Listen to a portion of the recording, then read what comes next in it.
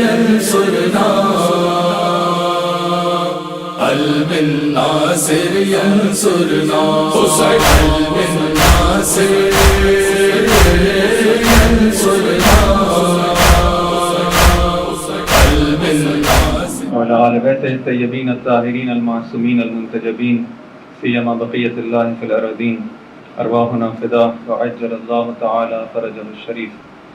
أما بعد فقد قال الله سبحانه وتعالى في كتابه الحكيم أعوذ بالله من الشيطان الرجيم يا أيها الذين آمنوا اتقوا الله وكونوا مع الصادقين وقال الرسول يا رب إن قومي اتخذوا هذا القرآن مهجورا. ایک درود بھیجو محمد وعلی محمد. اللهم صل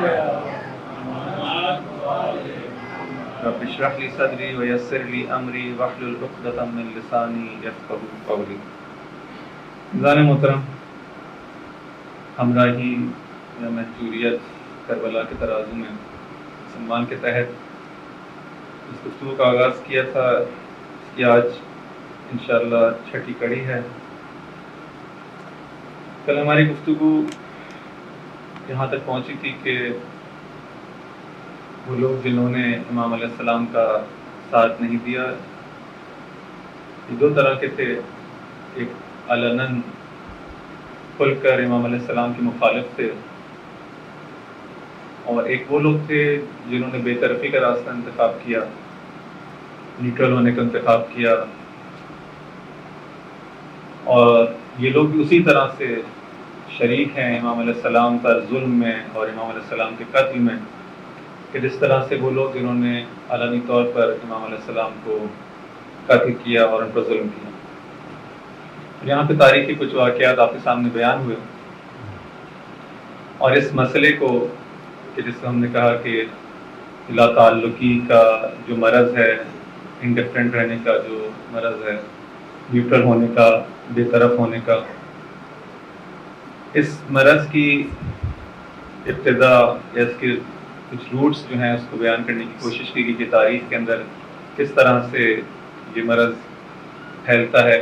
جو ایک کم جسے کہتے ہیں کہ لیول سے سٹارٹ ہوتا ہے، آہستہ آہستہ وقت گزرنے کے ساتھ ساتھ بڑھتا چلا جاتا ہے، یہاں تک کہ امام علیہ السلام جب جنگ صفین میں جاتے ہیں تو 30,000 کا لشکر آپ سے الگ ہو جاتا ہے اور اپنے آپ کو بے طرف شو کرتا ہے کہ ہم نہ اس طرف ہیں نہ اس طرف.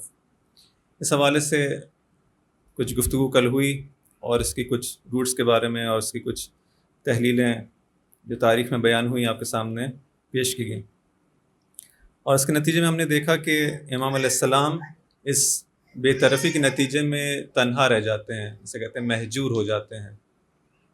اور یہ مہجوریت یہاں تک بڑھتی ہے کہ آپ اپنے خطبوں کے اندر علناً اس بات کا اظہار کرتے ہیں کہ اب علی کے پاس اس خلافت کے اندر سوائے کوفہ کے بچا کیا ہے. جو خلافت آغاز کار کے اندر، جس کے اندر یمن بھی شامل تھا، مصر بھی شامل تھا، بصرہ بھی شامل تھا، یہ تمام شہر اس کے اندر شامل تھے، اور ایک وسیع و عریض خلافت اس کا جو سرزمین اسلامی اس خلافت کے تحت تھی. فرماتے ہیں کہ اب علی کے پاس کیا بچا ہے کوفہ کے علاوہ.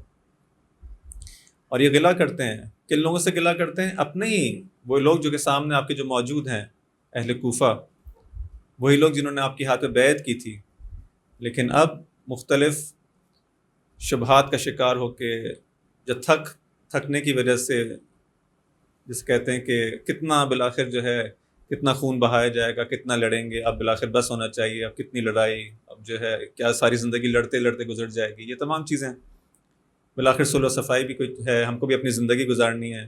یہ جو زندگی کی بات ہے، زندگی یہ واقعی الفاظ ہیں کہ جب امام علیہ السلام پکارا کرتے تھے آؤ، تو وہاں پہ نعرہ لگایا جاتا تھا الحیات الحیات، ہمیں زندگی چاہیے، زندگی گزارنے دیں، کیا یہ ہر وقت لڑائی، الحیات الحیات.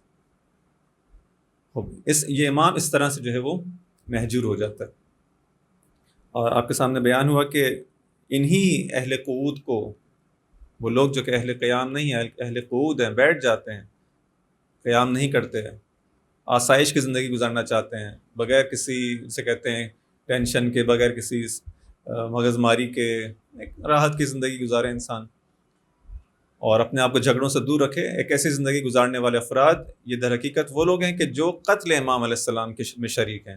کیوں؟ کیا دلیل ہے ہمارے پاس؟ کیونکہ بی بی زینب سلام اللہ علیہا جب کوفہ آتی ہیں واقع کربلا کے بعد، تو وہ لوگ جو کہ وہاں پہ گریہ کر رہے ہوتے ہیں، یہ کون لوگ ہوتے ہیں؟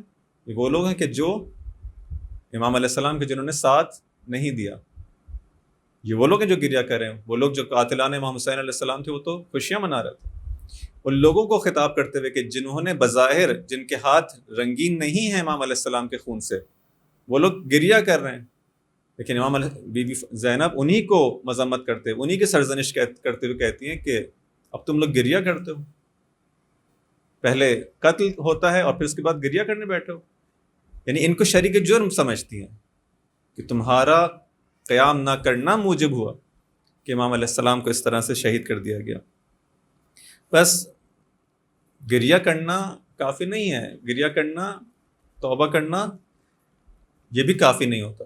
یعنی ممکن ہے ایک دفعہ جو ہے اب انسان جو ہے توبہ کرنے کے نتیجے میں بالآخر اس آتش جہنم سے، آتش دوزخ سے جو ہے وہ بچ جائے اپنے آپ کو، لیکن وہ جس مقام پر، جس سعادت تک اس کو پہنچنا چاہیے تھا وہاں سے محروم رہ جائے گا. اس کی ایک مثال ہمارے پاس توابین کی ہے. توابین کون ہے؟ توابین کے سردار کون ہے؟ سلیمان ابن سرد خزائی، شیعان اہل بیت میں سے، شیعان حیدر کرار میں سے ہیں، اور پرانے جیسے کہتے ہیں کہ اصحاب میں سے ہیں ائمہ کے. جنگ جمل میں ساتھ نہیں دیتے امام علیہ السلام کا، شیعہ ہے، سب کچھ ہے. سلیمان ابن سرد خزائی کا نام آپ نے سنا ہے؟ توابین کے جنہوں نے ہیڈ کیا، کتنی بڑی شخصیت ہے. یعنی کوفہ کے اندر امام علیہ السلام، امام حسین علیہ السلام کے زمانے کے اندر کوفہ کے اندر جو بڑی شخصیات تھیں شیعوں کی، جس طرح سے آپ کہیں مثلا ہانی ابن عروہ ہیں، جس طرح سے آپ کہیں میثم تمار تھے، اس طرح سے جو بڑی بڑی شخصیات ہیں ان میں سے ایک سلیمان ابن سرد خزائی کا نام آتا ہے. لیکن یہی سلیمان جو ہے وہ جنگ جمل کے اندر امام علیہ السلام کا ساتھ نہیں دیتے. کیوں ساتھ نہیں دیتے؟ اتنا زیادہ، جسے کہتے ہیں کہ بعض لوگ نا بہت زیادہ اتنا سوچتے ہیں شک و تردید میں کوئی فیصلہ نہیں کر پاتے. یہ ان لوگوں میں سے ہوتے تھے بہت زیادہ، جو بہت زیادہ احتیاط کرنے والے، بہت زیادہ یہ اس قسم کی شخصیت ہے. امام وقت کے سامنے کس قسم کی احتیاط مجھے نہیں سمجھ میں آتا، لیکن شاید واقعی سخت بھی ہوتا ہے. ہمیں اس وقت سمجھ میں نہیں آ رہا، لیکن واقعی وہ لوگ جو اس زمانے میں زندگی گزار رہے تھے واقعی شاید سخت ہوتا. خلاصہ یہ تاریخ کی وہ عبرتیں ہیں. جنگ جمل میں امام علیہ السلام سرزنش کرتے ہیں ان کی، خود امام علیہ السلام سلیمان کی سرزنش کرتے ہیں کہ تم نے ساتھ نہیں دیا، جنگ میں نہیں آئے. تو بالآخر جو ہے وہ بہانہ لے کے آتے ہیں اور مثلا عذر خواہی کرتے ہیں. امام علیہ السلام ان کے بہانے کو قبول نہیں کرتے کہ نہیں یہ تمہارا بہانہ قابل قبول نہیں ہے، سرزنش کرتے ہیں. ان کو برا لگتا ہے اور کہتے ہیں کہ ابھی تو اور بھی موقع آئیں گے خدمت کے انشاءاللہ. یعنی کسی طرح سے یعنی ایکسیپٹ نہیں کر رہے کہ اب مجھ سے غلطی ہوئی ہے. ایک طرح سے ریزسٹنس ہے، قبول نہیں کیا، اس طرح سے بہانہ لے کے آئے. پھر امام حسین علیہ السلام کے پاس آتے ہیں، شکایت کرتے ہیں کہ اس طرح سے، جس طرح ہم کہتے ہیں نا کہ کسی کے پاس آپ کو کوئی ڈانٹ دے تو آپ کسی اور کے پاس جا کے ذرا، تو امام حسن علیہ السلام کے پاس آتے ہیں اور امام علی کے کہتے ہیں کہ اس طرح سے مجھے جو ہے سرزنش کر دی، اس طرح سے مجھے ڈانٹ دیا. امام حسن علیہ السلام میں تھوڑا سا ان کے دل جوئی کرتے ہیں کہ ہمیں معلوم ہے تم ہمارے چاہنے والوں میں سے ہو اور اتنا زیادہ وہ، یعنی ان کو بلا کر تھوڑا سا دل جوئی کرنے کی کوشش کرتے ہیں. جنگ صفین میں ساتھ دیتے ہیں، کو بلا کر جنگ صفین میں ساتھ دیتے ہیں. شیعوں میں سے جس طرح سے نہیں کہ دشمنان اس میں سے نہیں تھے، لیکن ایک ایسی شخصیت ہے جو جسے کہتے ہیں کہ صحیح موقع پہ صحیح ڈیسیشن لینے والی شخصیت نہیں ہے، کمزور ہے مثلا اس معاملے میں. جنگ صفین میں ساتھ دیتے ہیں. پھر اس کے بعد جو ہے جب امام حسین علیہ السلام کے قیام کا وقت آتا ہے دوبارہ سے یہی ہوا، کربلا میں موجود نہیں ہے. کربلا کا واقعہ گزر جاتا. اچھا یہ وہ ان لوگوں میں سے نہیں کہ جن کو مثلا ہم کہیں کہ یہ زندان میں تھے اس لیے شرکت نہیں کر پائے ان کے پاس، نہیں، یہ وہ ان لوگوں میں سے نہیں ہے. فقط یہ تھا کہ ہاں کوفے کے حالات اس طرح سے تھے کہ ابن زیاد نے اتنی سختی کر دی تھی کہ آنے جانا آسان نہیں تھا. مثلا کربلا جانا، امام حسین علیہ السلام کے ساتھ شریک ہونا، ان کی حمایت کرنا آسان نہیں تھا، مشکلات کے ساتھ لوگ جو ہیں پہنچے. لیکن ایسا نہیں کہ کوئی بھی نہیں پہنچا. حبیب ابن مظاہر پہنچے ہیں، مسلم ابن اوسجہ پہنچے ہیں، اس طرح سے اور کتنے ہی افراد جو ہیں بالآخر پہنچے ہیں. جو پہنچنا چاہتا تھا، جس کا ارادہ تھا، اس کو خدا نے محروم نہیں رکھا، وہ پہنچ گیا کسی بھی طرح سے. لوگ اپنی نہ فقط خود پہنچے، اپنی زوجہ اور اپنی والدہ کے ساتھ اس میدان کے اندر پہنچے ہیں. بعض اصحاب ایسے ہیں، بعض وہ تازہ مسلمان جو مسیحیت سے جو ہے وہ مسلمان ہوتا ہے اور وہ شخص جو ہے کربلا کے اندر شہید ہے اور اپنی والدہ اور اپنی زوجہ کے ساتھ. اب یہ لوگ کیسے آ گئے؟ یہ بھی کوفہ سے آئے ہیں. بس جو جانے والے جو منتظر رہے کہ حالات بہتر ہوں گے، ابھی دیکھتے ہیں، ابھی تو ناکہ بندی کر دی گئی ہے، شاید جو ہے کچھ عرصے بعد جو ہے وہ حالات تھوڑے ہو سکے ہم جا سکیں، نکل سکیں مدد کو. جو لوگ منتظر رہے وہ لوگ جو پہلے ہی جیسے ان کو معلوم ہوا کہ امام علیہ السلام نے حرکت شروع کر دی ہے حجاز سے کوفہ کی جانب، اس سے پہلے کہ امام علیہ السلام پہنچتے خود کو امام سے نزدیک کرنے کی کوشش کی، وہ لوگ پہنچ گئے. جو لوگ منتظر بیٹھے رہے ان میں سے بہت سے رہ گئے. بس اگر انسان کے اندر عشق ہو، انسان کے اندر محبت ہو تو خود جاتا ہے، نہ کہ مثلا جو انتظار کرتا ہے. ان افراد میں سے سلیمان ابن سرد خزائی ہیں. اچھا، بعد میں جو ہے کربلا کے واقعے کے بعد توبہ کرتے ہیں. یہ کیا ہو گیا ہم سے؟ اتنا بڑا جو ایک ذمہ داری تھی، جو وظیفہ تھا کہ امام علیہ السلام نے ہم کو مدد کے لیے بلایا لیکن ہم جو ہے وہ ساتھ نہ دے سکے. کیوں؟ صحیح موقع پر صحیح ڈیسیشن. اب اس وقت تائب ہیں، توبہ کر رہے ہیں، لیکن اب یہ توبہ کس کام کی؟ امام علیہ السلام کی کسی کام کی ہے یہ توبہ؟ ٹھیک ہے، ان کے گناہ بخش دیے گئے ہیں انشاءاللہ، اور مثلا اس طرح سے نہیں ہے، اور لیکن یہ فقط اپنی جسے کہتے ہیں کہ انفرادی طور پر اپنے آپ کو نجات دینے والی توبہ ہے. ایک اور کی توبہ ہے کہ جو ہمراہی امام علیہ السلام کا اس کا نتیجہ ہوتا ہے، لیکن ان کی توبہ فقط ان کو بچا لے گی. ٹھیک ہے، خدا انشاءاللہ جو ہے وہ عذاب نازل نہیں کرے گا، ان کو خدا کی رحمت ہو، بلا کر اچھے انسان تھے. لیکن جیسا ہر اچھا انسان جو ہے وہ مطلوب نہیں ہے، اچھا انسان جو کہ امام علیہ السلام کے کام بھی آئے، ایک ایسا اچھا انسان جو واقعی شیعہ ہوتا ہے اس طرح سے ہمراہی کرے، نہ کہ جو ہے اتنے ٹال مٹول کرے کہ جو ہے وہ جو صحیح وقت پہ. اس طرح کے افراد سے امام علیہ السلام نالا رہتے تھے کہ اس طرح کے شیعہ نہ بنو، ہماری مدد کرنے کا، جب ہمیں ضرورت ہے تو اس وقت. آپ سے کل عرض کیا تھا کہ نہج بلاغہ میں کچھ خطبات ہیں، ان میں سے ایک جو ہے اس کو کل آپ کے سامنے کچھ جملات یہاں پہ بیان ہوئے تھے. اسی کانٹیکسٹ کے اندر امام علیہ السلام کی زندگی کے آخری ایام کے اندر جب حالات اس طرح سے ہو جاتے ہیں کہ امام علیہ السلام کی مظلومیت کے مختلف جگہوں سے جو ہے لشکر وہاں پہ حملہ کر رہے ہیں اور لوگ جو ہے وہ ساتھ نہیں دیتے. امام علیہ السلام جو بلاتے ہیں جنگ پہ، لیکن جو لوگ ساتھ نہیں دیتے. اس کے اندر کچھ بہت سخت قسم کے جملات ہیں. فرماتے ہیں کہ الا وانی قد دعوتکم الی قتال هؤلاء القوم لیلا ونہارا وسرا واعلانا. اے قوم، میں تم کو جو ہے وہ دعوت دیتا ہوں جنگ کی، جہاد کی، اور ان لوگوں سے جو دشمنان دین ہیں ان لوگوں سے تم کو لڑنے کی دعوت دیتا ہوں، صبح شام علناً چھپ کے، ہر طرح سے جو تم کو دعوت دیتا ہوں. وقلت لکم اغزوہم قبل ان یغزوکم. تم سے کہتا ہوں کہ ان کے ساتھ جنگ کرو اس سے پہلے کہ تمہارے گھر میں داخل ہو جائیں، باہر جا کے ان سے جنگ کرو، منتظر نہ رہو. فواللہ ما غزی قوم قط فی عقر دارہم الا ذلوا. خدا کی قسم، وہ قوم جس کے گھر میں آ کے دشمن پہ لڑتا ہے وہ ذلت کی، وہ ذلیل ہوتی ہے. اس سے پہلے کہ دشمن تمہارے گھر میں آئے، باہر جا کے ان سے لڑو، دشمن کو موقع نہ دو کہ تمہارے گھر میں آئے. کیوں ویٹ کر رہے ہو؟ کیوں تم جو ہے وہ انتظار کر رہے ہو؟ فتواکلتم وتخاذلتم. تم نے ٹال مٹول کی، اچھا کل جائیں گے، بعد میں جائیں گے، دیکھتے ہیں، سوچتے ہیں، یہ سب. فتواکلتم وتخاذلتم، تم نے ساتھ نہیں دیا. حتی شنت علیکم الغارات، یہاں تک کہ تم پہ حملے، تابڑ توڑ حملے ہونا شروع ہو گئے. وہاں سے جو ہے کبھی یہاں پہ، کبھی یہاں پہ، کبھی یمن پہ، کبھی مصر پہ، اس طرح سے کل بیان ہوا مختلف حملات.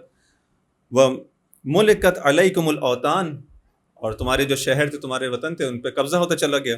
وَهَذَا أَخُو غامد، ایک سپاہی کا نام لیتے ہیں جو دشمنوں کی طرف سے آیا تھا، یہ جو غامدی ہے. وَقَدْ وَرَدَتْ خَيْلَةُ الْأَنبار، انبار جو آج کل جو ہے جنگ میں عراق کے، آپ لوگوں نے نام سنا ہوگا، انبار پروونس ہے عراق کا، اسی انبار کی بات کر رہے ہیں. یہ جو شخص ہے یہ آتا ہے انبار پروونس، اس زمانے کا جو شہر تھا انبار، پرانے شہر، امام علیہ السلام نام لے رہے ہیں کہ یہاں پہ آتا ہے اپنے جنگجوؤں کو لے کر. وقت قتل حسان ابن حسان البکری، اور اس جگہ کا جو والی تھا، اس جگہ کا جو تھا، اس کو قتل کر دیتا ہے، حسان کو قتل کر دیتا ہے. وَأَزَالَ خَيْلَكُمْ عَنْ مَصَالِحِهَا، اور تمہیں تمہارے شہروں سے باہر نکال دیتا ہے، قبضہ کر لیتا ہے تمہارے شہروں پہ. وَلَقَدْ بَلَغَنِي أَنَّ رَجُلٌ مِّنْهُمْ، اور مجھے یہ اطلاع دی جاتی ہے، كَانَ يَدْخُلُ عَلَى الْمَرْأَةِ الْمُسْلِمَةِ قد بلغنی ان الرجل منہم، اور مجھے خبر دی جاتی ہے کہ ان میں سے ایک مرد، یعنی دشمنوں میں سے ایک شخص نے، کانا یدخل علی المرأة المسلمہ، ایک مسلمان خاتون کے اوپر وہ حملہ آور ہوتا ہے. والاخرى المعاہدہ، اور ایک اور خاتون جو کہ مسلمان بھی نہیں ہے، غیر مسلم ہے لیکن اسلام کی پناہ کے اندر ہے، اہل ذمہ میں سے.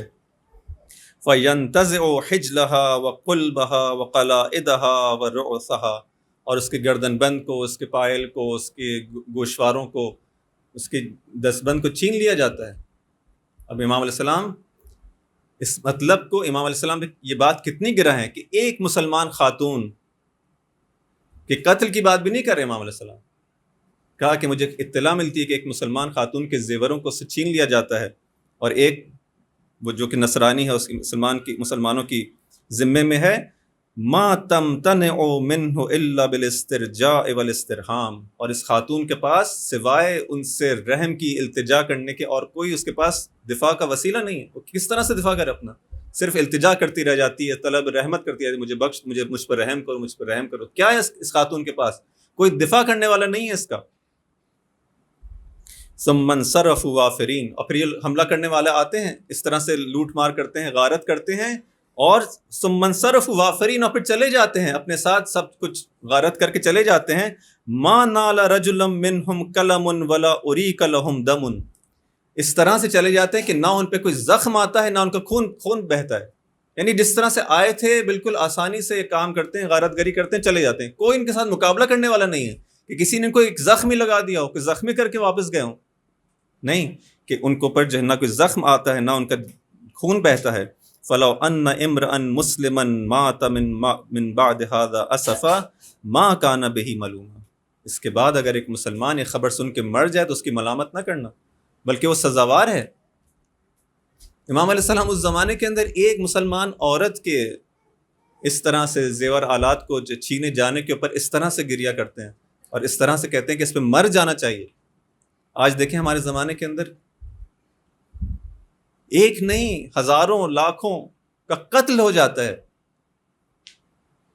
لیکن اتنے زیادہ جو ہے مسلمان ممالک کی طرف سے کوئی اصلاً جیسے کچھ ہوا ہی نہیں،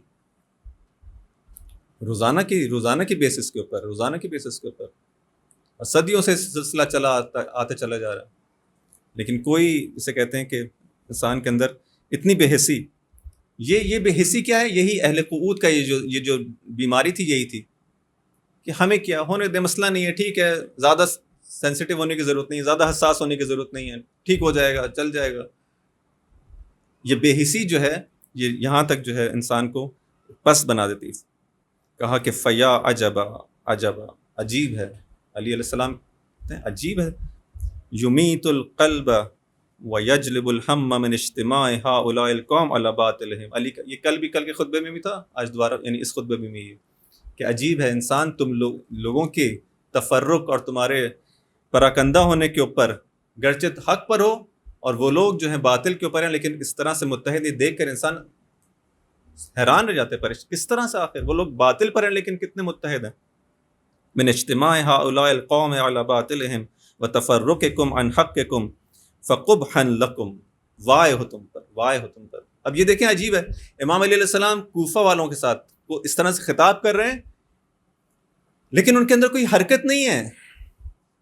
ہم سوچیں گے جیسے اس خطبے کے بعد بہت جو ہے بڑی تعداد میں جو ہے وہ مثلاً امام علیہ السلام کے سامنے آ کے جو ہے کہو کہ آپ جو حکم دیں وہ کرنے کو تیار نہ، ایک جسے کہتے ہیں مردہ، بے حس، کتنا سخت ہوگا امام علیہ السلام کے لیے۔ وہی چیز جو آپ دیکھیں کربلا کے میدان کے اندر امام حسین علیہ السلام آتے ہیں، صبح عاشور خطبہ دیتے ہیں اور وہ سامنے جو قوم ہے وہ جانوروں کی طرح ہنہنانا اور جو ہے وہ کہہ کے لگانے شروع کر دیتی ہے۔ وہی حالت ہے، کوئی فرق نہیں، کوئی اثر ہی نہیں ہو رہا، کچھ جیسے پتہ نہیں کچھ ہو ہی نہیں رہا، کسی اور سے باتیں کرتے ہیں جیسے دیواروں سے باتیں کر رہے ہیں، اس طرح سے خطاب کرتے ہیں اتنی زیادہ شدت کے ساتھ، لیکن کوئی فَقُبْحًا لَكُمْ وَتَرْحًا حِينَ صِرْتُمْ غَرَضًا يُرْمَى، تم لوگوں کو جو ہے وہ تیروں کا نشانہ بنایا گیا۔ یغار علیکم ولا تغیرون، تم پہ جو ہے حملے ہوتے ہیں لیکن تم لوگ کو جواب نہیں دیتے۔ وتغزون ولا تغزون، تم پہ جنگ کو مسلط کیا جاتا ہے لیکن تم جنگ نہیں کرتے۔ وَيُعْصَ اللَّهُ وَتَرْضَوْنَ، تمہارے سامنے خدا کی معصیت کی جاتی ہے، اس کے احکام کو رون ڈالا جاتا ہے لیکن تم راضی ہو، تمہیں کوئی فرق نہیں پڑتا۔ فَإِذَا أَمَرْتُكُمْ بِالسَّيْرِ إِلَيْهِمْ فِي أَيَّامِ الْحَرِّ، یہ وہ مشہور جملہ جو آپ لوگوں نے سنا ہوگا، جب میں تم لوگوں کو جو ہے وہ گرمیوں کے اندر کہتا ہوں کہ آؤ ان سے جا کے جہاد کرو، لڑیں، ہم لوگ ان کے ساتھ قتال کریں۔ قُلْتُمْ هَذِهِ حَمَارَةُ الْقَيْدِ، ابھی تو بہت سخت گرمیوں کا دن ہے۔ أَمْهِلْنَا يُسَبَّحُ ان الحر، ابھی تھوڑا ویٹ کر لیں، گرمیاں چلی جائیں، تھوڑا موسم بہتر ہو جائے. وَإِذَا أَمَرْتُكُمْ بِالسَّيْرِ إِلَيْهِمْ فِي الشِّتَاءِ، اور جب تم کو سردیوں میں ان کے ساتھ قتال کا حکم دیتا ہوں تو دوبارہ یہی بہانہ بناتا ہوں کہ ابھی تو بہت سردیاں ہیں، ابھی صبر کر لیں کہ تھوڑی سردیاں کم ہو جائیں. کل ھذا، امام علیہ السلام کہتے ہیں کل ھذا فرارا من الحر والقر فاذا کنتم من الحر والقر تفرون، یہ سب جو تم بہانہ بنا رہے ہو سردی اور گرمی کا اور اس سے جو ہے بھاگنے کا، جب تم اس سردی اور گرمی کو برداشت نہیں کر پا رہے اور اس سے بھاگتے ہو، فانتم واللہ من السیف افر، جب تم گرمی اور سردی سے فرار کرنے والے ہو تو تم سیف سے اور تلوار سے کیوں کر فرار نہ کرو گے؟ تم کو تو سردی اور گرمی برداشت نہیں ہو رہی، تلواروں کے وار کیسے برداشت کرو گے؟ تو معلوم ہے کہ تم برداشت کرنے والے نہیں ہو، معلوم ہے کہ تم بھاگ جانے والے ہو، تمہارے اندر وہ سکت اب نہیں رہی. تم لوگ جو ہے معلوم ہے کہ واللہ من السیف افر، پھر شدید ایک یعنی واقعاً اگر ہم بھی ان صفات کے حامل ہوں تو یہ جملہ ہمارے لیے بھی ہے، صرف ان لوگوں کے نہیں تھا. کہا کہ یا اشباہ الرجال ولا الرجال، یا اشباہ الرجال، تم لوگ صرف شکل و صورت میں مردوں کی طرح ہو لیکن مرد نہیں ہو. علی کی نگاہ میں ایسے افراد مرد نہیں ہیں. یہ کیا کون سی مردانگی ہے؟ یا اشباہ الرجال ولا رجال حلوم الاطفال وعقول ربات الحجال، بچوں کی مانند تمہاری عقلیں ہیں، ایسے بے عقل احمق جنہیں کوئی بات سمجھ میں نہیں آتی. لوددت انی لم ارکم، اللہ اکبر. علی کہہ رہے ہیں کہ اے کاش میں نے تم کو دیکھا نہ ہوتا. کہ نہیں، کتنی بڑی نفرین ہے واقعا. اے کاش تم کو تمہاری صورتیں نہ دیکھی ہوتی میں نے.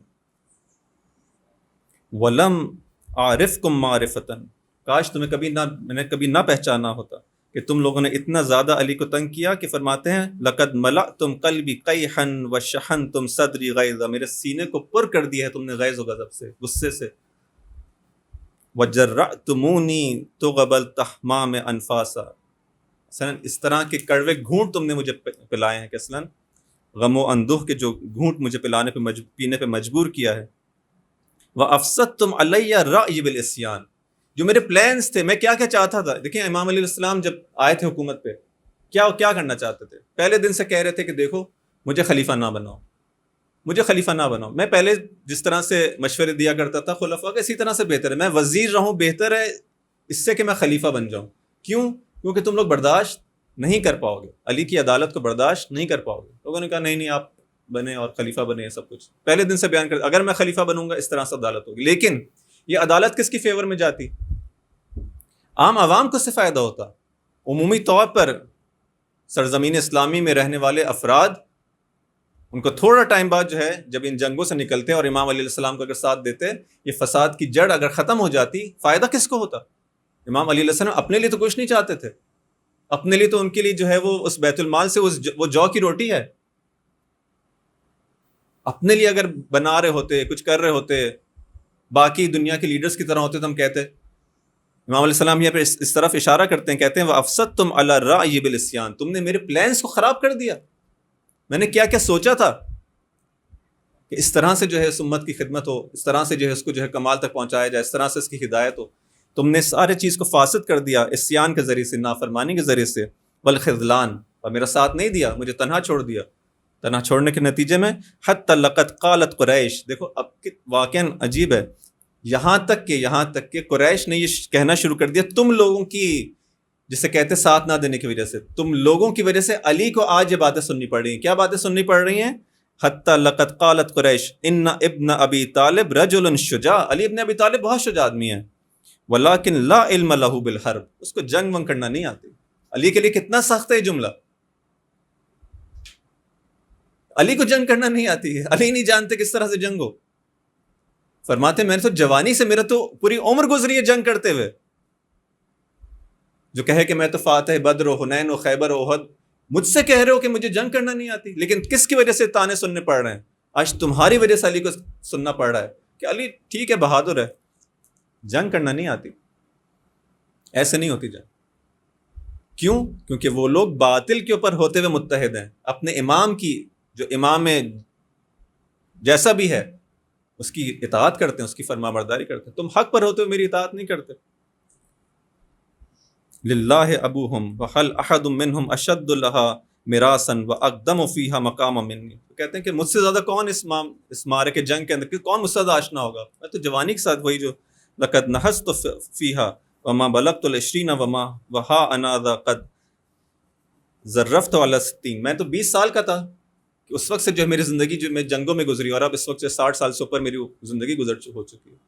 مجھ سے کہہ رہے ہو کہ مجھے جنگ کرنا نہیں آتا. یہ ہے علی اذان محترم. جب مہجور ہو جائے امام، تنہا ہو جائے، ساتھ نہ دے، تو اس طرح کے افراد سے پھر امام علیہ السلام یہ وہ شکوہ ہے، یہ وہ گلہ ہے جو صرف اس زمانے کے لوگوں سے نہیں ہے، صرف اس زمانے کے لوگوں سے نہیں ہے. ہم لوگ کو استثناء نہیں ہے. اگر ہم ساتھ دینے والے میں سے ہوں گے، اس کا راستہ وہ موجود ہے، اس کا ہمارے پاس آئیڈیل موجود ہے، اس کا نمونہ عمل موجود ہے. جن لوگوں نے ساتھ دیا اور ان کو عمل کر کے بتایا کہ اس طرح سے ساتھ دیا جاتا ہے. جو ساتھ نہ دینے والوں کا راستہ ہے وہ بھی ہمارے سامنے روشن ہے. اب اختیار جو انسان ہمارے پاس ہے کہ ہم کس طرح سے بالآخر. اب یہ جو مہجوریت ہے عزیزان محترم، امام علیہ السلام کو تنہا چھوڑ دینا، شروع میں آپ لوگوں سے جس آیت کو سرنامہ کلام بھی بنایا گیا کہ پیغمبر اکرم شکوہ کریں گے کہ اس قوم نے قرآن کو تنہا چھوڑ دیا. اور بار بار عرض ہوا کہ قرآن اور اہل بیت ایک دوسرے کے ہمراہ ہیں، ایک دوسرے کے ساتھ ہیں. اگر اہل بیت کو ہم دیکھ رہے ہیں کہ تاریخ کے اندر دیکھا گیا کہ اہل بیت تنہا ہیں، اس کا مطلب ہے قرآن بھی تنہا ہے. اور اگر کسی نے جو ہے قرآن کو تنہا چھوڑا ہے، اس نے خود بخود جو ہے اہل بیت کو تنہا چھوڑا ہے. دونوں ایک دوسرے کے ساتھ ملے ہوئے ہیں. یہ قرآن اس وقت جو ہے ہمارے پاس ایک ایسا سورس ہے، ایک ایسا منبع ہے کہ جو معصوم ہے، جس کے اندر کوئی خطا نہیں ہے، کوئی تحریف اس کے اندر نہیں ہوئی ہے. جس طرح سے ایک ہمارے پاس ثقل جو ہے، ثقلین میں سے ایک جو اہل بیت ہے، اسی طرح سے ایک ثقل جو ہے قرآن ہو. امام علیہ السلام اس وقت زمانے غیبت کے اندر ہیں، لیکن اگر کوئی شخص تمسک کر لے قرآن سے تو کیا ہم امام علیہ السلام کے ہمراہ نہیں ہوگا؟ جب امام اور قرآن ایک دوسرے سے جدا نہیں ہو سکتے، کبھی بھی جدا نہیں ہوں گے، تو اس وقت اگر کوئی شخص قرآن کو جو اس کے سامنے حاضر ہے اس سے تمسک کرے، خود بخود اس نے اہل بیت سے تمسک کیا ہے. اور اگر اس وقت اس زمانے کے اندر ہم قرآن کو مہجور کر دیں، چھوڑ دیں، تو ہم نے اپنے زمانے کے امام کو مہجور کر دیا، ان کو تنہا چھوڑ دیا. خوب قرآن کو انسان جو ہے کس طرح سے جو ہے مہجور کرتا ہے. جس طرح سے امام علیہ السلام کہہ رہے ہیں کہ میں تم سے کہتا ہوں میری بات نہیں مانتے، قرآن بھی ایسے ہم سے شکایت کرے گا. تم میرے جو اس کے فرامین ہیں، جو اس کے پرنسپلز ہیں، اس کے اصول ہیں، جو قواعد ہیں قرآن کے اندر بیان کیے گئے، جو محکمات ہیں، اس کو انسان جو ہے وہ اس کی طرف توجہ نہ دے، اس پہ غور نہ کرے، فکر نہ کرے، اس کی اطاعت نہ کرے، اس پر عمل نہ کرے. اسی طرح سے کوئی فرق نہیں ہے. یہ دو معصوم، وہ قرآن ناطق ہے، قرآن صامت ہے، دونوں معصوم ہیں، دونوں خدا کی حجت ہیں ہمارے لیے. بس عزیزان محترم، اگر واقعی انسان جو چاہتا ہے کہ اس راہ ہمراہی کو، امام علیہ السلام کی ہمراہی کے راستے کو انتخاب کرے، خدا نہ کرے اس راہ مہجوریت کو انتخاب نہ کرے، اس راستے پہ چلنے کے لیے کیا چیز کی ضرورت ہے؟ کسی بھی راستے پہ چلنے کے لیے انسان کو دو بنیادی چیزوں کی ضرورت ہوتی ہے. دو بنیادی چیزیں ہیں. ایک وہ چیز ہے کہ جو فرض کرنے کے انسان ایک راستے پہ چلنا چاہتا ہے، اس کا گاڑی ہے، فرض کرنے رات کی تاریکی کے اندر انسان حرکت کرنا چاہتا ہے، وہاں پہ اس کے پاس جو ہے اس کی گاڑی کے اندر ایک اہم چیز جو کہ ہے ہیڈ لائٹس ہونی چاہیے جو اس کا راستہ بتائے.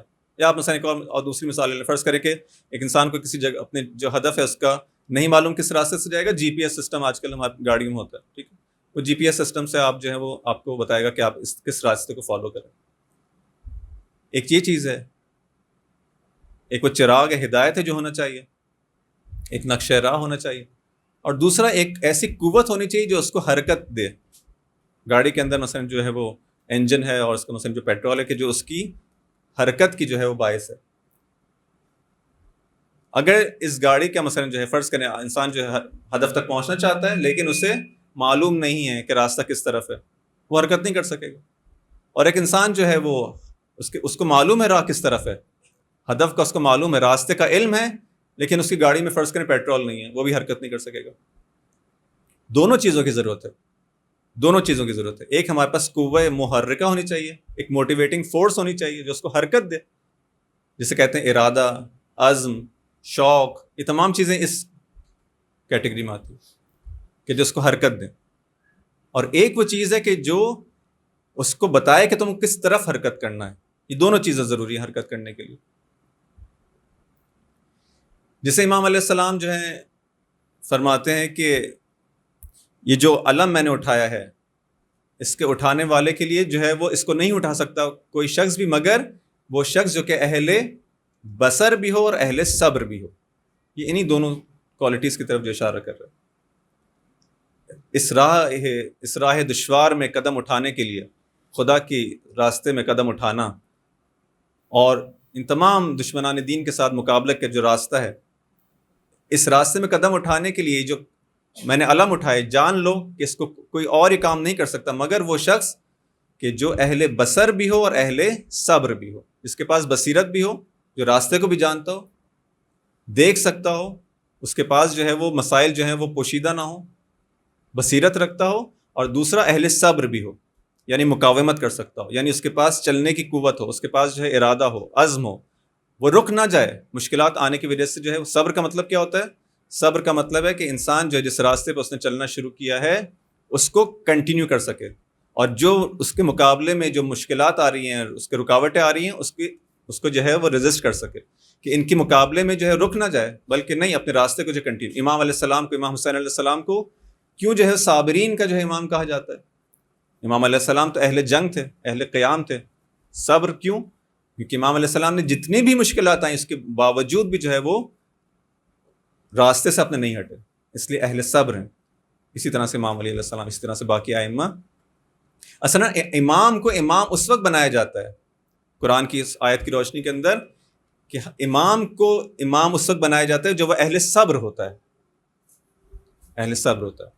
یہ دونوں چیزیں جو ہے انسان کی زندگی کے اندر، اگر وہ چاہتا ہے واقعاً ایک ایسی حیات جو کہ قرآنی حیات ہے، جو انسانی حیات ہے، جو کہ جس حیات کو امام علیہ السلام چاہتے ہیں، اور اگر ہم چاہتے ہیں کہ اس راستے کا انتخاب کریں جس پر امام علیہ السلام ہے، دونوں چیزیں کی ضرورت ہے، بصیرت بھی اور صبر کی بھی۔ یوں دوسرے آسان الفاظ میں کہہ لیں کہ ہمارے پاس جو ہے قوت ارادی بھی ہونی چاہیے کہ اس راستے پہ چلنا ہے، شوق ہونا چاہیے، ارادہ ہونا چاہیے، اور ساتھ ساتھ ہمارے لیے جو ہے اس راستے کو جو راہ جو ہے وہ واضح ہونی چاہیے۔ یہ راستہ کیا ہے؟ اسے دوسرے الفاظ میں ہم دین کہتے ہیں۔ دین فہمی جو ہے، صحیح معنی میں اگر دین فہمی ہو تو یہ جو ہے انسان کو اس ہدف تک پہنچا دیتی ہے۔ جیسے قرآن نے جو ہے کہ بعض آیات کے اندر جسے بہت زیادہ واضح انداز میں جو ہے جس کو بیان کیا جاتا ہے، درود بھیجیں محمد و آل محمد پر۔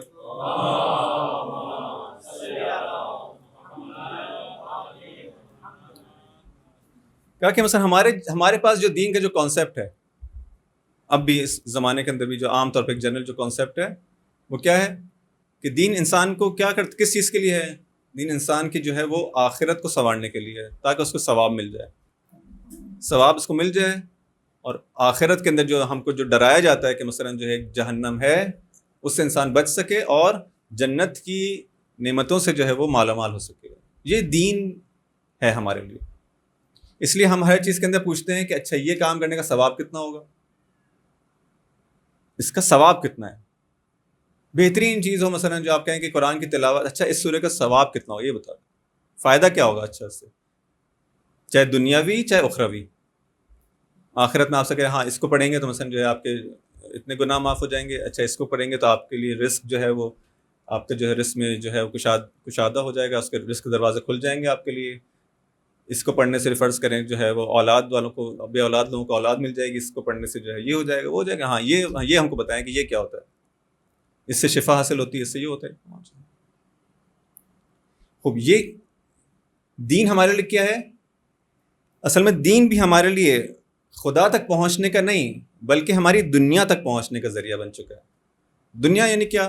یعنی میں اپنی مفادات جو ہیں، جو چیز میں اپنی ذات کے لیے دیکھنا چاہتا ہوں اچھی ہے، مجھے وہ مل جائے، چاہے ادھر چاہے ادھر، چاہے اس دنیا میں چاہے اس دنیا میں، بس یہ جو آسائشیں ہیں، جو لذتیں ہیں، یہ مجھے حاصل ہو جائیں دین کے ذریعے سے۔ تو مجھے وہ دین جو ہے وہ اچھا لگتا ہے اس پر عمل کرنا. ہم نے دین کو یہ اس طرح سے خلاصہ کر لیا. لیکن خداوند کریم کیا فرماتا ہے کہ مثلا جس چیز کو تم جو ہے وہ دوسرے الفاظ میں یوں کہیں کہ ہم خود محور ہو گئے. انسان جو ہے اپنے آپ کو اس نے محور بنا لیا. ہر چیز کا محور میں ہوں, مجھے فائدہ مل جائے, مجھے لذت مل جائے, مجھے مزہ آ جائے, یہ سب چیزیں. خدا محور نہیں رہے ہم اگر جو ہے اب یہ دیکھنے کے بجائے کہ اس سے ہمیں کیا ملے گا, اگر انسان ہر چیز کے اندر خدا محور ہو جائے.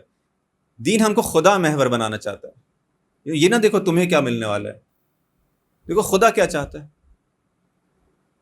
تمہارا محبوب ہے کوئی, تم اس سے محبت کرنا سیکھو, اس کے نزدیک ہونا سیکھو. دیکھو وہ کیا پسند کرتا ہے.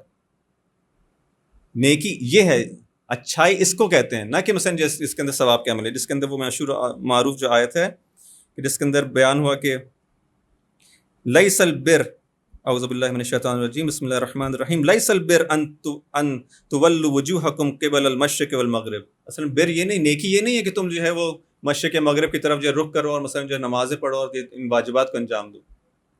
صرف یہ ظاہری عبادات کو انجام دینا ہی جو ہے تم نے اس کو خلاصہ نہیں کر دو اس کے اندر. ٹھیک ہے, یہ بھی نیکی ہے. بالآخر انسان جو ہے خدا کی عبادت جو ظاہری اعمال انجام دیتا ہے نیکی ہے, اس میں کوئی شک نہیں ہے. لیکن خدا کہتا ہے یہ در حقیقت جو اساس ہے وہ کیا ہے, وَلَٰكِنَّ الْبِرَّ مَنْ آمَنَ بِاللَّهِ. اصل نیکی کیا ہے, اصل نیکی ایمان ہے. ایمان لاؤ خدا کے اوپر. اور خود قرآن جو ہے وہ یہی قرآن ہم کو بتائے گا کہ خود ایمان کیا ہوتا ہے. اس آیت کے اندر اتنا بتایا گیا کہ ایمان, نیکی کیا ہے, ایمان ہے. والیوم الآخر, خدا پر ایمان لاؤ اور آخرت پر ایمان لاؤ اور ملائکہ پر ایمان لاؤ اور کتاب پر, قرآن پر ایمان لاؤ, والنبیین پر ایمان لاؤ. وآت المال علی حبہ, اور خدا کے راستے کے اندر مال خرچ کرو علی حبہ. دیکھو خدا محور, نہ کہ یہ کہ اگر میں نے صدقہ دیا تو اچھا صدقہ دوں گا تو کیا فائدہ ہوگا, صدقہ دوں گا تو میری جان بچ جائے گی, میری بلائیں ٹل جائیں گی. فوکس تمہارے یہ تو خود بخود خدا دے دے گا. دیکھیں یہ مختلف لیولز ہیں. ایک دفعہ جو ہے بچوں سے آپ بات کرتے ہیں, ایک دفعہ تھوڑے بڑوں سے بات کرتے ہیں. بچوں کے لیول پہ بات کرنے کے لیے کیا ہوتا ہے, دیکھو یہ کرو گے, اگر جو ہے تم نے اپنا ہوم ورک کر لیا تو یہ ہوگا, تمہیں جو ہے مثلا یہ گفٹ ملے گا. لیکن جب انسان بڑا ہو جاتا ہے, جوان ہو جاتا ہے, جب زیادہ سنجیدہ ہو جاتا ہے, اس کو اس طرح سے تو لالچ نہیں دی جاتی, وہ اس کو پھر علم کی محبت کی بات کی جاتی ہے. فرماتے ہیں کہ اس دو خدا کی راہ, خدا کی محبت میں, نہ کہ مثلا ان فوائد دنیاوی کی خاطر. بر یہ ہے در حقیقت کہ انسان جو ہے مال کو عطا کرے علی حبہ ذوی القربى والیتامى والمساکین. ان تمام لوگوں کو جو ہے انسان ان کی راہ میں جو خدا کی راستے میں خرچ کرے. واقام الصلاۃ وآت الزکاۃ والموفون بعہدہم, اور دیکھو اقام صلاۃ اور زکوٰۃ تمام چیزیں, اور پھر کہا کہ وہ لوگ جو کہ بر کیا ہے, نیکی کیا ہے, کہ تم اپنے عہد اور اپنے وعدے کو جو ہے پورا کرو, اپنے وعدے کو پورا کرو. وہ جو عہد جو تم نے خدا سے کیا ہے, مگر تم نے عہد نہیں کیا تھا خدا سے کہ تم خدا کے علاوہ کسی کی عبادت نہیں کرو گے اور شیطان کی عبادت نہیں. یہ عہد نہیں, یہ بھی تو عہد تھا خدا نے. مگر تم ہر انسان سے عہد نہیں لیا کہ تم کسی کی عبادت نہیں کرو گے, صرف میری عبادت کرو گے, شیطان کی پرستش نہیں کرو گے. تو اگر انسان اس عہد کی خلاف ورزی کر رہا ہے, اگر انسان نے عہد کیا تھا اپنے امام سے, بیعت کی تھی کہ میں آپ کی بیعت کرتا ہوں, آپ کی امامت کو قبول کرتا ہوں, اور پھر جو ہے امام علیہ السلام کو جو ہے ساتھ چھوڑ دے, یہ بھی تو خیانت ہے. صرف یہ نہیں ہے کہ انسان جو ہے نماز چھوڑ دے, نماز روزہ ترک کر دے, ان تمام چیزوں کا ترک کر دے. والموفون بعہدہم اذا عاہدوا, تم نے خدا سے عہد کیا, تم نے اپنے امام سے عہد کیا, یاد رکھو اس کو جو ہے وہ, یہ بر یہ ہے, نیکی یہ ہے کہ جب عہد کرو تو اس کو پورا کرو. والصابرین فی البأساء, اور پہلے سے خدا جو ہے دیکھو جنگ ہوگی, قتال ہوگا, صبر کرنا ہوگا, مشکلات آئیں گی, پریشانیاں آئیں گی, امتحان ہوگا. اصلی کا بر یہ ہے, نیکی در حقیقت یہ ہے خدا کے نزدیک. کہیں پہ بھی بیان نہیں کیا کہ مثلا جو ہے وہ اتنے اعمال جو ہیں, اتنی صلواتیں, اتنے یہ سب چیزیں نہیں.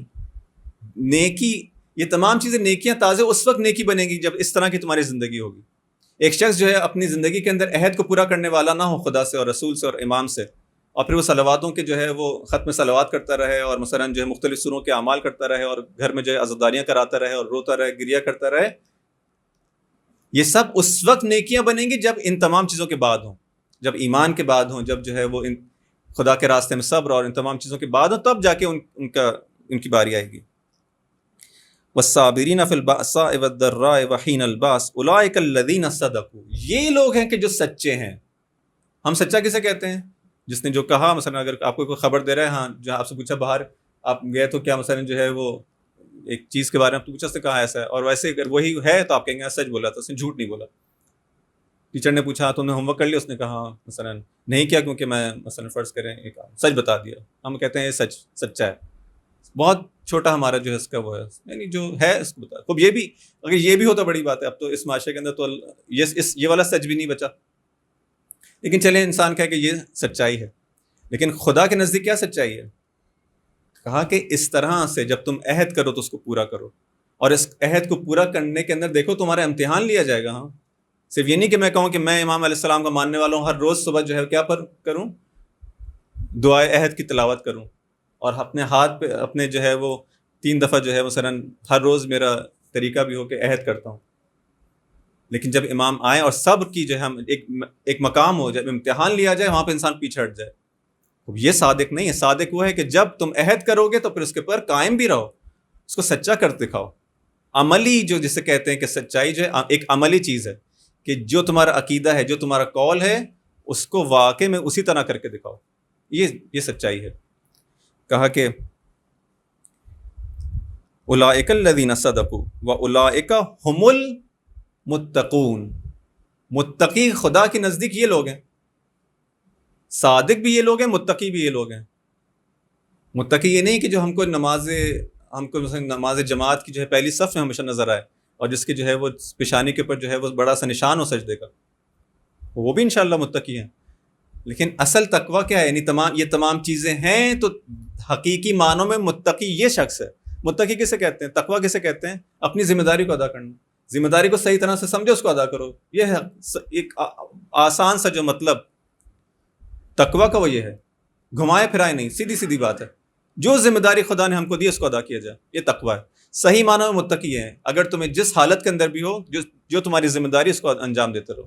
اس آیت کے اندر پورا اس کو خلاصہ کریں، آخر میں کہا کہ یہی لوگ متقی ہیں، یہی لوگ صادق ہیں. تو قرآن اس طرح سے، قرآن انسان کو قدم قدم پر اس طرح سے ہدایت دیتا ہے. لیکن اگر ان پرنسپلز کو چھوڑ دیا جائے، پھر آپ دین کہاں سے لیں گے؟ دین اگر ہم نے قرآن سے نہیں لیا، کہیں اور سے لیا، تو پھر قرآن کو جب چھوڑیں گے اہل بیت خود بخود چھوٹ جائیں گے. کیونکہ قرآن بار بار ہم سے کہہ رہا ہے دیکھو اگر تم چاہتے ہو واقعی متقی بننا، واقعی مومن بننا، تو اس طرح کا ایمان، اس طرح کا تقویٰ خود بخود امام علیہ السلام کی ہمراہی کا راستے پہ لے جائے گا. جس طرح سے آیت کے اندر بیان ہوا کہ جب مشکل حالات ہوں گے، جب امتحان لیا جائے گا، تم کو صبر کرنا ہوگا، تمام چیز ہوں گی، وہی امام علیہ السلام کی ہمراہی کا راستہ ہے. لیکن اگر انسان قرآن کو چھوڑ دے، خود بخود اہل بیت بھی چھوٹ جائیں گے. اہل کوفہ جن سے امام علیہ السلام خطاب کر رہے ہیں، وہ اہل کوفہ جن سے امام حسین علیہ السلام خطاب کر رہے ہیں، وہ کیا ہے؟ ان تمام چیزوں کو چھوڑ چکے ہیں. نماز پڑھتے ہیں، یزید کی فوج کے اندر بھی نماز پڑھی جاتی ہے، امام حسین کی فوج میں بھی نماز پڑھی جاتی ہے. اس کا مطلب ہے نماز کا مسئلہ نہیں. وہی چیز کہ جو اس آیت کے اندر بیان کی کہ بر یہ نہیں ہے. تم یہ نہ سمجھو کہ بر فقط یہ ہے کہ تم نے نماز پڑھ لی تو تم نے بہت کارنامہ انجام دے دیا. نماز پڑھنے والے تو یزیدی بھی تھے، روزہ بھی رکھتے تھے، حج پہ بھی جاتے تھے، مگر یہ تمام مناسک دین کو انجام نہیں دیتے تھے، انجام دیتے تھے. لیکن حقیقت دین اس کو سمجھنے کی کوشش کرو. اسی لیے فرمایا کہ اس علم کو نہیں اٹھا سکتا کوئی مگر وہ کہ جو اہل بصر بھی ہو اور اہل صبر بھی ہو، جو بصیرت رکھتا ہو. صحیح معنی میں دین کو سمجھو. اسی لیے کہا کہ تفقہ، گہرا علم حاصل کرو دین کا، سرسری نہیں، عمیق علم حاصل ہونا چاہیے تمہیں دین کا. صحیح معنوں میں سمجھنے کی کوشش کرو کہ دین کیا ہے. صحیح معنوں میں دین کو سمجھنے کی کوشش کرو. اسی حوالے سے جو ہے وہ کہا کہ من یرد اللہ بہ خیرا، خدا جس کے ساتھ بھی نیکی کرنا چاہتا ہے، اس کو خیر عطا کرنا چاہتا ہے، یفقہہ فی الدین، اس کو دین کا فقیہ بنا دیتا ہے. یعنی کیا؟ اس کو سمجھ بوجھ، دین کی صحیح سمجھ بوجھ عطا کر دیتا ہے. صحیح طرح سے سمجھو گے کب؟ جب قرآن کا سہارا لوگے. قرآن جو ڈائریکٹ، جو ہمارے پاس جو بغیر بلا تحریف ایک منبع، ایک سورس ہے، اس میں غور کرو گے، فکر کرو گے. خدا جس طرح سے امام علیہ السلام واقعی نے دونوں مظلوم ہیں. ہم امام کی ذات مظلوم ہے، ہم قرآن مظلوم ہے. جس طرح سے امام علیہ السلام کہتے ہیں میری بات کو سمجھنے کی کوشش کرو، لیکن ہم نہیں سمجھتے، اسی طرح سے قرآن بھی کہتے رہتے اس میں غور کرو، فکر کرو، تدبر کرو. اگر تم تدبر نہیں کرو گے تو ایسے ہی جیسے جو ہے وہ انعام ہیں کہ جو اصل میں غور و فکر نہیں کرتے، وہ جانور ہیں کہ جو غور و فکر نہیں کرتے، کوئی فرق نہیں ہے. لیکن قرآن بھی چلاتا رہے کہتا رہے، امام علیہ السلام بھی کہتے رہے، دونوں ایک ہی ہیں. جس طرح کہ وہ قرآن نعت ہے کہ قرآن صامت ہے، دونوں معصوم ذات ہیں، دونوں کو ہم نے ترک کیا ہوا ہے. اگر واقعی چاہتے ہیں ہمراہی کرنا تو قرآن کی ہمراہی کس طرح سے ہوگی؟ انہی طرح سے. انشاءاللہ جو ہے آئندہ آنے والے دنوں میں مزید ان آیات کا، جس کے اندر ہم دین فہمی کو صحیح طرح سے حاصل کر سکتے ہیں کہ دین کیا ہے، دین ہمیں کہاں تک لے جانا چاہتا ہے، دین کا مقصد کیا تھا، ہم نے کیا بنا دیا. ہم نے دین کو ایک ٹول بنا دیا اپنی دنیا کے لیے. دین بھی اب ایک ابزار بن گیا ہے، ایک آلہ بن گیا ہے، ٹول بن گیا کہ دنیا ہماری کیسی اچھی سنور سکتی ہے. یہ دین ہے. دین جو کیا تھا ہم نے اس کو کہاں سے کہاں لیا ہے. اسی لیے قرآن بھی مہجور ہے ہمارے معاشرے میں، اور اسی لیے جو ہے وہ ہم دیکھتے ہیں کہ امام بھی مہجور. یہ ہے ذان محترم، یہ ہے مصائب. اور انہی مصیبتوں کے پر جو ہے امام علیہ السلام نے جو ہے وہ گریہ کیا ہے. امام علیہ السلام چاہتے ہیں کہ انسان کو جو ہے سعادت کے راستے پر لے کر جائیں. امام علیہ السلام جنگ پہ اس لیے نہیں بلانا چاہتے کہ تم کو جو ہے مشکلات میں ڈالنا چاہتے ہیں. امام علیہ السلام کو کوئی خوشی محسوس نہیں ہوتی کہ انسان جو ہے وہ بار بار مشکلات کا راستے پر نہیں. لیکن جب راہ کمال انسان یہ ہو، خدا تک پہنچنے کا راستہ یہ ہو کہ دشمنان خدا کو راستوں سے ہٹانا ہو اور اس کے بغیر جنگ کے علاوہ کوئی چارہ نہ ہو، تو انسان کو یہ کرنا ہوتا ہے عشق کی خاطر. چونکہ عاشق خدا ہے اس لیے جو ہے جنگ پہ جاتا ہے، کیونکہ دشمنان خدا کو نہیں دیکھ سکتا کہ وہ عاشقان خدا پہ ظلم کریں. عاشقان خدا، محبان خدا، اولیاء خدا پر ظلم ہوتا رہے، یہ ایک انسان جو کہ خدا سے محبت کرتا ہے برداشت نہیں کر سکتا. اسی لیے اس راستے پر جو موت آتی ہے وہ عاشقان خدا کے لیے شہد سے زیادہ شیرین ہوتی ہے. شہد سے زیادہ شیرین ہوتی ہے. یہ کوئی اس کے اندر دشواری نہیں ہوتی ہے، تلخ نہیں ہے موت. اس راستے کے اندر وہ شخص جو کہ اہل بصیرت ہو، اس کے لیے موت شہد سے زیادہ شیرین ہوتی ہے. آپ سمجھ گئے ہوں گے عزیزان محترم، آج 7 محرم کی شب ہے.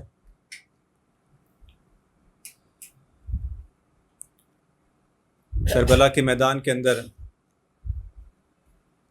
وقت گزر رہا ہے. یہ کاروان تمام مشکلات کے ساتھ اس